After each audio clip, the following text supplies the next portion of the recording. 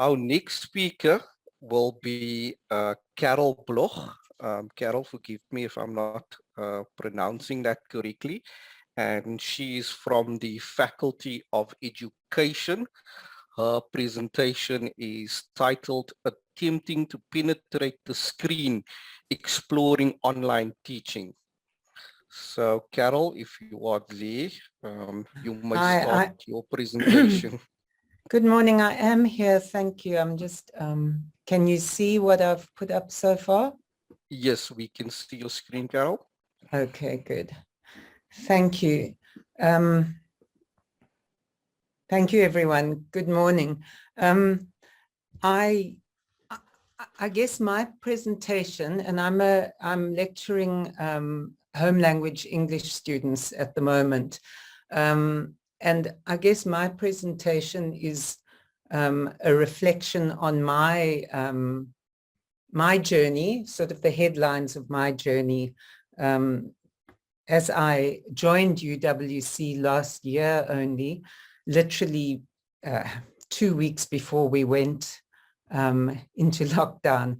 So I kind of had to leap in the deep end. And so this has given me a small chance to reflect back on what I've been doing.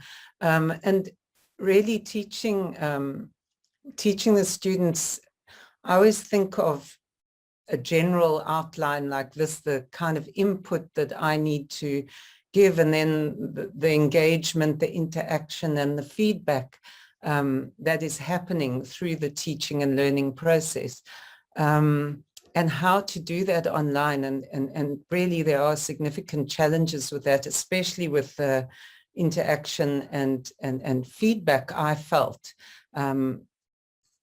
I think that many of us have this kind of frustration of feeling that we're looking into a screen and we know that we've got these participants there, but often it feels like an audience rather than participants who are engaging. So the challenge is how to engage. And in many ways for me, as I started exploring, I realized that what I was trying to get to was moving, because it really depended so much on, and still depends on, who has access to data and Wi-Fi, and trying to get feedback from students so that and using polls and whatever methods that I could to WhatsApp to hear from them. How are you accessing this, and are you able to engage?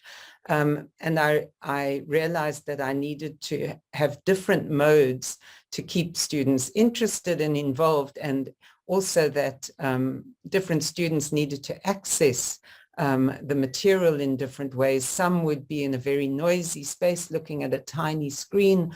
Others were actually sitting in quite a reasonable environment. Some had children on their laps. So that kind of trying to put myself into their situation so that we could be in the space together as we teach and learn. Last year, I did a lot on WhatsApp with the students, and we had really good communication in small groups and in big groups. I also learned how to use eCanva. I use a lot of eCanva announcements and have the course resources for them, and also guide them to the course resources as we're going along. And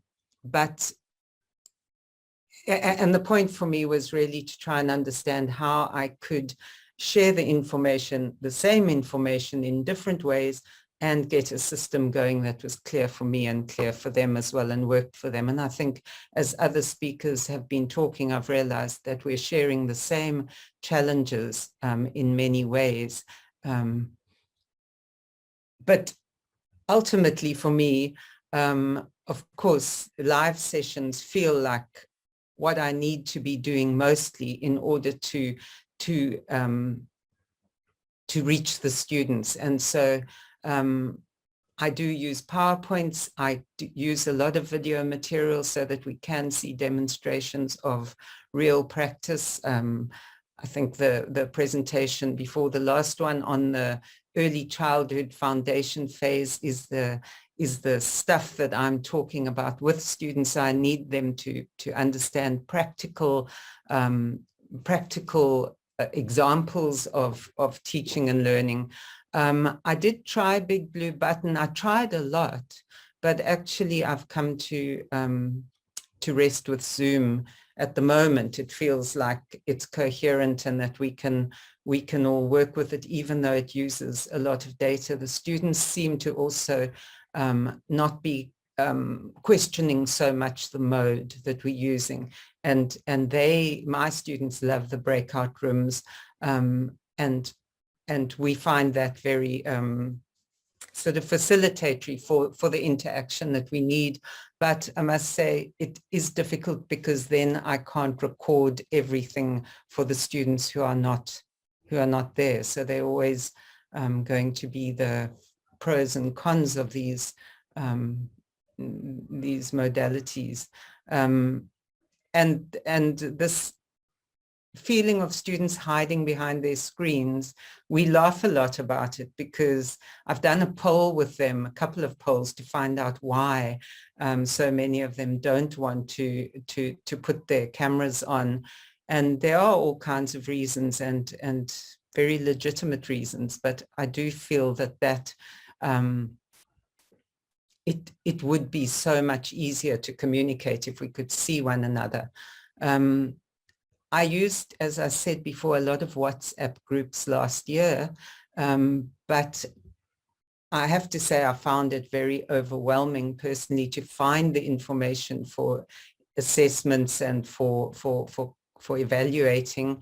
And so this year I am using discussion forums more, and I heard something else earlier on that I will try to use as well. There's so much, and I guess this presentation is also just from a lecturer's perspective, a new lecturer's perspective, how overwhelming this can be to navigate through all the material that there is.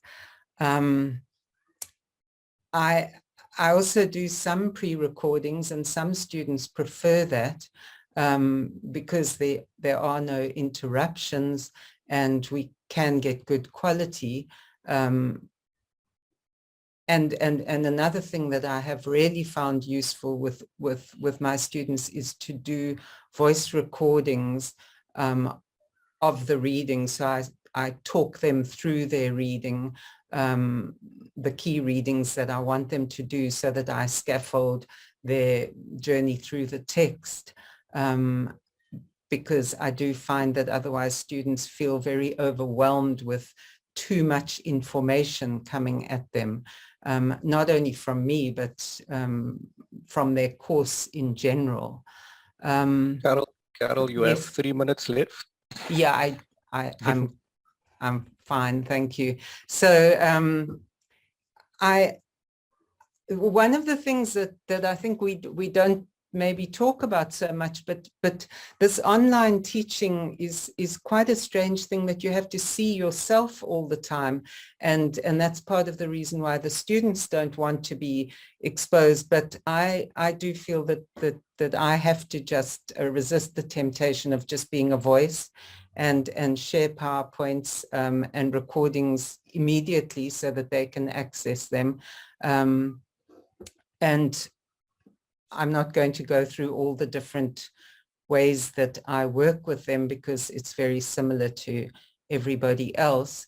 And I think one of the things that really struck me and has continued to strike me is that irrespective of the mode that we choose, or the technology that we choose, and while coming to grips with this technology for us and for the students is of course crucial, whatever it is still about making connections and keeping connections with students and trying to build relationships with them, and finding ways to get them to feel that they have a voice that they can use, and then how to keep their voices being heard and being involved. Thank you very much.